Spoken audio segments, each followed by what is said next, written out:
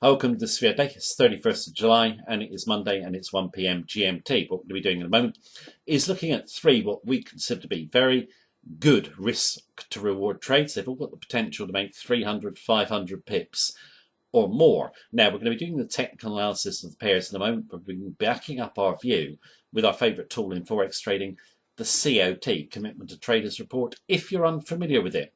Click on the video beneath this one for an explanatory explanation. You'll see why it's such a valuable tool. Not only will it help you spot market turning points, it will also give you an idea of where you should place your stop and also help you project an ambitious target, which you cannot do from technicals alone. Now, there's plenty of great COT trades around this week. I'll be doing some more in the members centre. The three I picked out here offer three of the biggest divergences between commercials and non-commercials this week. And we have looked at them in previous videos, and actually not much has happened in them since we did our last videos. But at the moment we have relatively low volatility in the Forex markets, choppy price action. It's like kind of an eerie calm at the moment, but that is not going to last in our view. We will see a pickup in volatility. Now, what we're going to do now is let's just move to the charts. Let's start with NZD JPY. Running Australian dollar against Japanese yen daily chart just before we draw some numbers. Let's look at these CFTC net traders positions. Non-commercials, speculators 8.6 to 1 in terms of longs over shorts. Commercials 11.3 to 1 in terms of their short positions over their longs. So commercials very bearish. Non-commercials very bullish. We've got divergence of 20 to 1.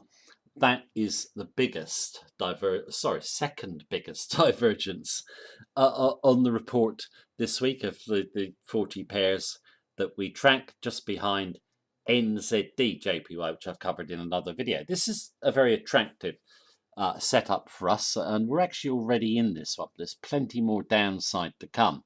Now, in terms of putting ADX 40 turn down here, if you're unfamiliar with the ADX, it's well worth looking up as an indicator in terms of warning you of a potential trend change, and particularly after a strong uptrend like this. When the ADX turns down from 40, then you could be alert for a trend change. Now, the 40 turn down works if the trend has been heavily down. It will point to an uptrend maybe developing. In this case, it's an uptrend, points to maybe a downtrend developing.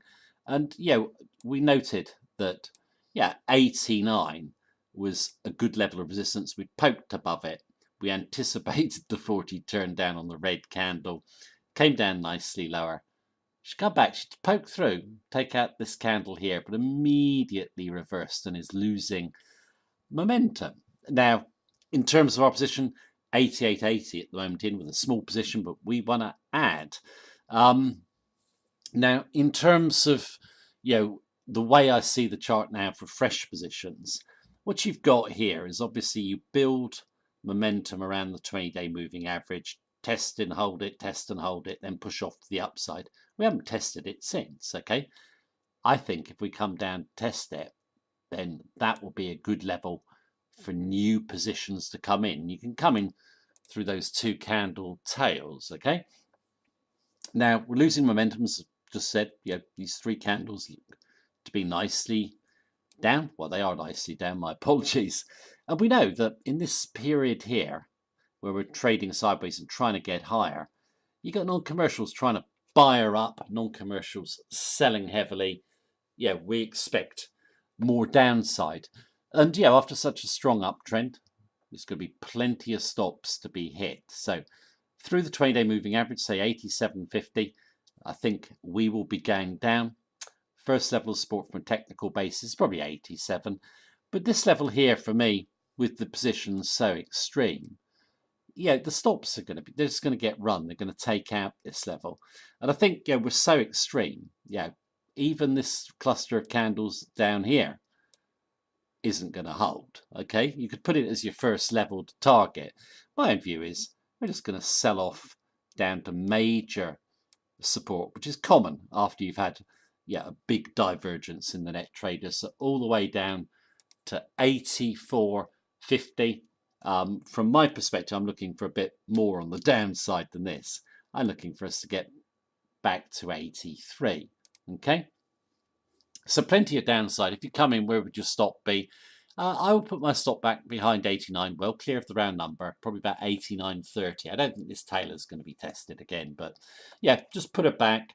As soon as she takes out this 20-day and starts to run down, then just bring your stop, trail it behind the round number, give at least 30 pips behind the round number. Now, for me, this sideways action here is good because, like I said, we've got sort of divergence on the net traders. And also, what we have not seen is the yen break down on the Aussie despite pretty bullish stock market. So, losing momentum, take out the 20-day, plenty of downside potential in our view. So let's move to the next chart, which is going to be, forgot what it is. So sorry, it's AUD CHF. Right, we are on the AUD CHF day chart. This is a really interesting setup for us. Before I draw my line, my trend lines, so just CFTC net traders first of all. Non-commercials 4.4 to 1 in terms of longs over shorts are bullish. Commercials 5.8 to 1 in terms of shorts over longs. So bearish divergence just moved above 10 at 10.2. We like divergences, as regular viewers know, above 10. But that is the COT candle, the date of the report. Obviously, we get the dates on Friday, but the actual positions are from Tuesday. Since Tuesday, obviously, a nice move to the upside. So have these groups added? My guess would be yes. Now, the move up in the AUD on the CHF is nothing to do with the fundamentals of this pair. It's to do with what went on in Euro CHF, where we had the rumours of intervention by the Swiss National Bank to keep the Swiss franc down. Now, did they intervene? Didn't they? I don't think it matters too much. I think it's in the price now. We know from central bank intervention in the past, it's temporary, it doesn't last, and it always fades. If you want the perfect example, look to when the Swiss National Bank released the floor against the euro. You know, the euro plunged, but it soon retraced back to the upside. I just don't see it from a long-term perspective as important. But what it does do for us is bring the Aussie up to a level of resistance. And that, for me, is good resistance. Yeah, back at these February candles here, the bodies, I think we'll be hard-pressed to take out that level. We're seeing a red candle. We've got a little bit of a slope to the downside on two candles, but of course we can cross the bodies as well. There, okay. So I think we're stalling now. Are we going to basically move lower? Where would you want to get into this trade if you want to sell it? Well, wait, actually. Yeah, if you're not in, 77 a round number. You've got two bodies here. Just wait for those bodies to get cleaned out, probably through 76.70, I think would be a good level. Where's your stop going to be? I would tuck it back behind the round number, behind those tails. So, yeah, she's got to make a new high to take you out, all right, or take anyone out. Obviously, if we fall nicely through, stop can be tucked back here, okay? But I'd use relatively wide stop here. Where do I think we're going to go to? Well, I think we should retrace back to the two candle bodies here, which is the date of the COT report. But, yeah, also we've got here the 20-day moving average as well. So I think that's a good first target. But, yeah, I personally feel Aussie dollar is just overbought anyway. That was even before we had this rise up. I think we're going to see a little bit of a move to risk off. So I'd actually be looking really for us to move down, lower. I mean, I'm going to put 73.50. Okay, so with this candle here, that finally breaks out. Okay, so yeah, I think there's plenty of downside in this one actually. Yeah, pops up towards 78 in my view. Are going to fade. Seen coming on weakness, or if you want to, just watch if she does go up towards those highs that we've isolated. But no, I think this is a decent risk-reward trade. We've already got the stochastic. She's rolling over from an overbought extreme. RSI, she's the most extreme she's been since the February highs here. I think this looks a good risk reward trade for a break to the downside. So let's move to the next chart, which is going to be CAD JPY. Chart of CAD JPY daily. CFTC net traders first before we draw some levels. Non-commercial 6.9 to 1 in terms of longs over shorts. Commercials 6 to 1 in terms of shorts over longs. So non-commercial speculators very bullish, commercials bearish, divergence of 12.9. And this has been a really nice uptrend. Start here, break above the 20-day moving average, and we don't touch the 20-day moving average until now. Okay, so we're touching it now. With any strong trend, you always get periods of consolidation or sideways movement, and you've got it here really. Prices traveling sideways. So I'm just going to draw a quick channel. So if I do that, so traveling sideways, and we know the non-commercials are heavily bullish. Commercials, are basically bearish. And what we've also got is volatility is starting to drop as we move sideways, which points to a big move. Obviously, it can be to the upside or the downside, but our reading, the CFTC net traders, is telling us it's going to be to the downside. Okay, so what you've got is we've been losing momentum over the last few days. Okay, starting to work our way lower. Now, what we have is this red candle here touches the 20, holds. Blue candle tries to push off it. This red candle now failing, we're coming below the 20-day moving average. So our view would be we should break lower. So we're just above the 88 level. So I'd let the 88 level get cleared out to go short. Now, first level of support is probably going to be around the 87 level in pure technical terms. So just about there. However, because the non-commercials are so long, we've been going sideways. There'll be a lot of stops here and here, okay? Which means the level should get run. So I'd be looking for us to move as a first target, I think, would be down here, okay?